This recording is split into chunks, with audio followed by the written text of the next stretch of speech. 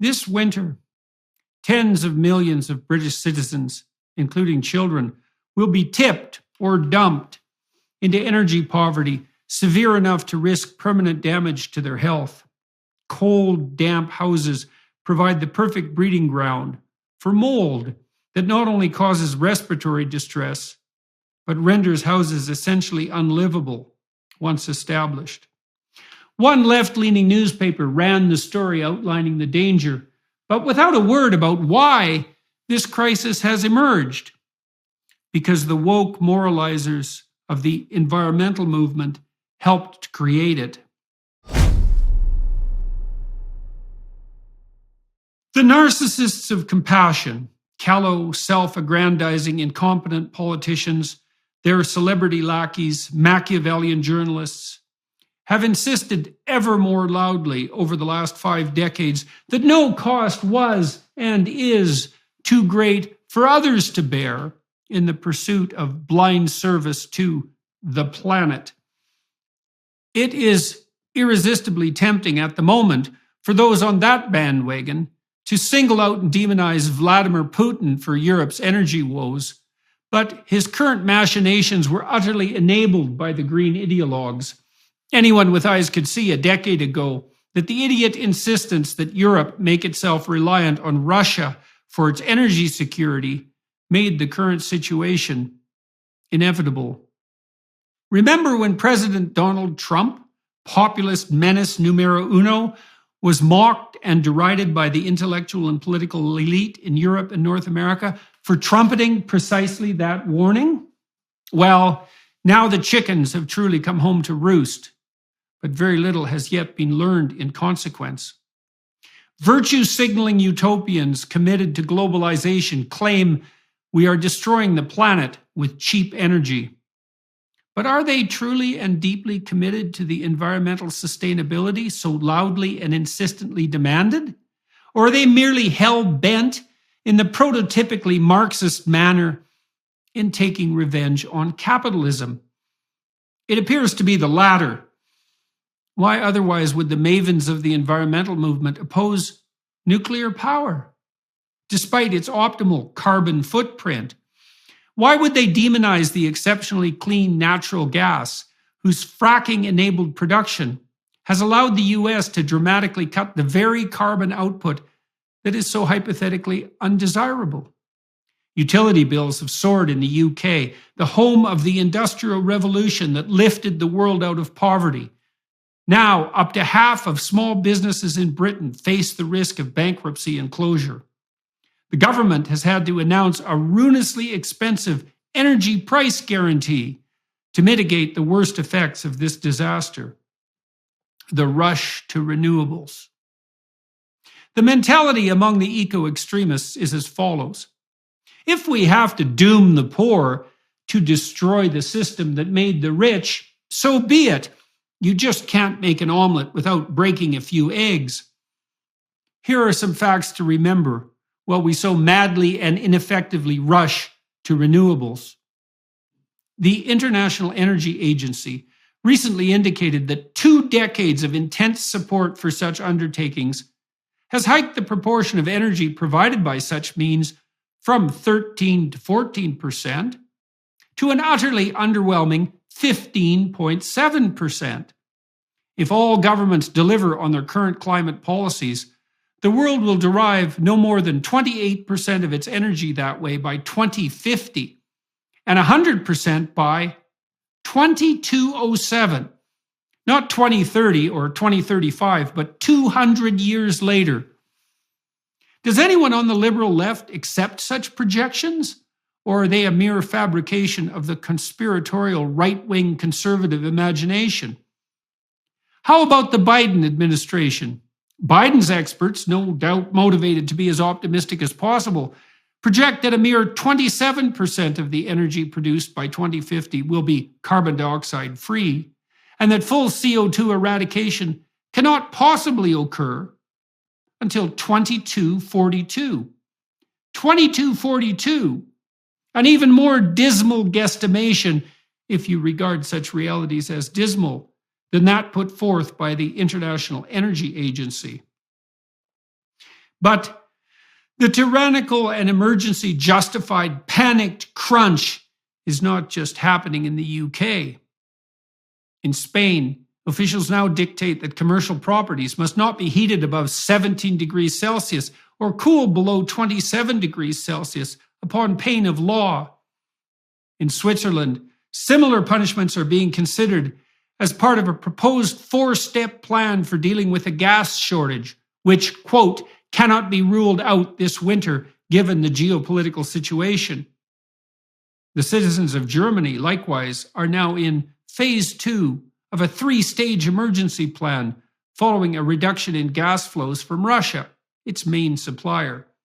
The plan involves bringing coal-fired plants onto the market, according to German Minister Robert Habeck, despite them being, quote, simply poison for the climate, and the potential of gas rationing for industrial companies, so that supplies to homes and schools, etc., are not disrupted. The extended plan involves curtailing the Christmas lighting that constitutes part of the celebration in the midst of the winter darkness in many locations where they generally shine. Nothing, either beautiful or pleasing, is acceptable in the least to the Grinches, and the Grinch was in fact green when confronted by the crisis they created. Remember, when the aristocracy catches cold, the peasants die of pneumonia. If such extreme measures have become necessary in the richest countries, what in God's name is going to happen in the poorer ones? When the shortages strike, the poor will inevitably and necessarily turn to less green resources. Many, even in Germany, are already stockpiling firewood and coal for the winter, leading to acute shortages. How is incentivizing people to cut down and burn trees and use coal in their fireplaces going to help reduce the dreaded atmospheric carbon load? The actual poor versus the hypothetical poor. Perhaps we'll be able to comfort ourselves here in the West with the thought that the food we take for granted will still be available at our tables. But wait. The crops that nourish our populations cannot be grown without fertilizer, loathed by green folk, and more specifically, without ammonia. And what, pray tell, is ammonia derived from? Could it be natural gas? And how many people are dependent for their daily bread on the industrial generation and consequent wide availability of ammonia? Only 3 or 4 billion. What happens to the continuous production plants responsible for making ammonia if the natural gas supplies are halted, even momentarily? They destroy themselves, as they were not designed for such an unlikely event, and they cannot be restarted. The World Bank itself has recently indicated that 222 million people are already experiencing the threat of starvation, described oh so nicely as food insecurity. The communists managed to kill 100 million in the last century with their utopian delusions. We've barely begun to implement the save the planet nightmare, and we've already placed twice that number at risk. We are told an emergency confronts us, the climate crisis. The solution? The masses will have to tighten their belts to forestall an even worse future catastrophe. The elite academics, think tanks, and corporate consultants, and the politicians who subsidize their intellectual pretensions will not be particularly affected by such tightening, privileged as they are. But the actual poor? To such an elite, they must be sacrificed now to save tomorrow's hypothetical poor. And 222 million people is no doubt an underestimate. As the food insecurity gets more severe, more countries will place restrictions on food exports. That will harm the international supply lines we all depend on. Then, when the consequences of that manifest themselves, increasingly desperate politicians will begin to nationalize and centralize food distribution, as the French and Germans have already done on the energy front, and cut their farmers off at the knees, who will in turn stop growing food, not out of spite, but because of dire economic impossibility. Then we will have engendered the kind of feedback loop that can really spiral out of control. It will be poor people who die first, at least. But as we have all been taught by the malevolent eco-moralizers, the planet has too many people on it anyway. Think about this while you shiver all too soon in your cold, damp, and increasingly expensive and now substandard lodgings. You and your family may well have been deemed an expendable excess. Food for thought. This is simply not acceptable. If you dare to claim the moral high ground while serving the cause of starvation, then, by my reckoning, you've placed yourself firmly in the enemy camp, and you richly deserve whatever is coming your way. In the psychological and educational arenas, too, we demoralize young people, feeding them a constant diet of concretized apocalypse, focusing particularly on tempering or even obliviating the laudable ambition of boys, hectoring them into believing that their virtue is nothing but the force that oppresses the innocent and despoils the virginal planet. And if that doesn't work, and it does, then there's always the castration awaiting the gender dysphoric. And you oppose such initiatives at substantial personal risk. But we can reassure ourselves with the fact that a beneficent government is going to set up warm spots in public libraries and museums this winter so that freezing, starving old people can huddle together to keep warm while their grandchildren cough up their lungs in their frigid, damp, and moldy flats. In such circumstances, in the face of such mandatory privations and manipulations, it's obvious that the last thing our tyrannical, idiot, panicked, virtue-signaling governments should be doing is directing their demented attention toward regulating what people serve at their tables. But because meat has also been deemed yet something else that is destroying the planet, the woke narcissists of compassion are already insisting that people eat less of it. Plants and bugs for you and your children, peasants. And the sooner you get accustomed to it, or else, the better. Let's turn our attention to the claim that animal husbandry and the meat it produces cheaply enough for everyone to afford is unsustainable. For a moment, because we haven't yet dispensed with enough moralizing and authoritarian stupidity. Remember what happened the last time that government agencies applied their tender mercy to determining what the people they serve should consume? We were offered the much vaunted food pyramid, telling us to eat 6 to 11 servings of grains and carbohydrates a day, with protein and fat at the pinnacle, something to be indulged in with comparative rarity, if indeed necessary at all. That all turned out to be wrong, and not just a little wrong, but so wrong that it might as well have been not just wrong, but a veritable anti-truth, something as wrong as it could possibly get. The food pyramid was brought into being not least by the U.S. Department of Agriculture, that is, by marketers, not scientists or nutritionists, with no shortage whatsoever of lobby efforts by those whose products ended up being promoted. The dietary recommendation to prioritize carbohydrates produced a veritable epidemic of obesity and diabetes, resulting in what has been deemed by reliable researchers as one of the worst public health disasters of all time, dooming almost the entire Western population to a lifetime of catastrophic chronic health problems. 42% of Americans are obese. Another almost equally large percentage are overweight. At least a third are in the early or later stages of diabetes, which is an exceptionally serious disease. $1.7 trillion is spent annually on chronic illness in the US.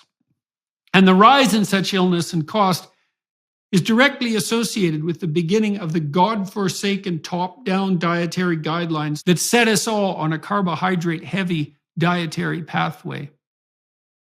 There have been, in addition, dozens of studies debunking the claim that red meat causes disease. The PURE study, P-U-R-E, published in the journal Lancet in 2017, analyzing 140,000 individuals from 18 countries, revealed that, quote, higher carbohydrate intake, not meat and fat, note, was associated with an increased risk of total mortality, and that, quote, higher saturated fat intake was associated with lower risk of stroke. Lower. That is exactly the opposite of what we have been told by the beneficial centralizing agents who task themselves with determining what we, as sovereign and responsible individuals, should put in our mouths. So the health benefits of a pure vegetarian and vegan diet are dubious at best. But what of the argument that animal husbandry is killing the planet? Well, the American Environmental Protection Agency estimates that all farming produces only 11% of greenhouse gases in the US. Transportation produces 27%. Livestock accounts for 3%. And plant-based agriculture? 5%. According to the National Academy of Sciences, if we eradicated all animal-based agriculture, we'd reduce greenhouse gases by a mere 2.6%. And it is no simple matter, by the way, and perhaps impossible, to manage a diet that is sustainable in the medium to long term by merely dining on plants. Chew on that. Ex hodos, the pathway forward. What might we do instead if we chose to be genuinely wise, instead of inflicting want and privation upon the world's poor, while failing utterly and disastrously to save the planet? We could begin by assuming here in the West that all those frightened into paralysis and enticed into tyranny by their apprehension of the pending apocalypse have bitten off more than they can properly chew, have taken on a dragon much more fire-breathing and dire than they are heroic, have failed entirely to contend with the moral hazard that comes in assuming that the faddish emergency of their overheated imaginations entitles them to the use of power and compulsion. If your apprehension of the looming catastrophe, whatever its form, has made you into a terrified authoritarian, willing to frighten and compel to get your way, you are simply not the right leader for the times, as the unconscious manifestations of your own nervous system, telling you that you are just too small for the job at hand, are clearly indicating, even to you. We could begin by dropping our appalling attitude of moral superiority toward the developing world. We could admit instead that the rest of the planet's inhabitants have the right and the responsibility to move toward the abundant material life that we have enjoyed despite ourselves for the last century, and which has been so entirely dependent on industrial activity and fossil fuel usage. We could work diligently and with purpose to drive energy and food prices down to the lowest level possible so that we can ease the burden on the poor and open up the horizons of possibility so that they become concerned, as they inevitably and properly will, with long-term sustainability, instead of acting desperately and destructively in pursuit of their next meal. We could concentrate on an intelligent plan of stewardship instead of anti-human environmentalism, along the lines of the plans outlined by multifaceted and diligent experts such as Dr. Bjorn Lomborg, who pointed out years ago that we have a multitude of crises facing us, and not just one, the hypothetically apocalyptic danger of carbon, and that we could spend the money we are wasting killing poor people in a much more intelligent and judicious manner, devoting some resources, for example, to ensuring a stable food supply to poor children in the developing world, treating malaria something we can do and cheaply, and delivering fresh water where it is truly needed.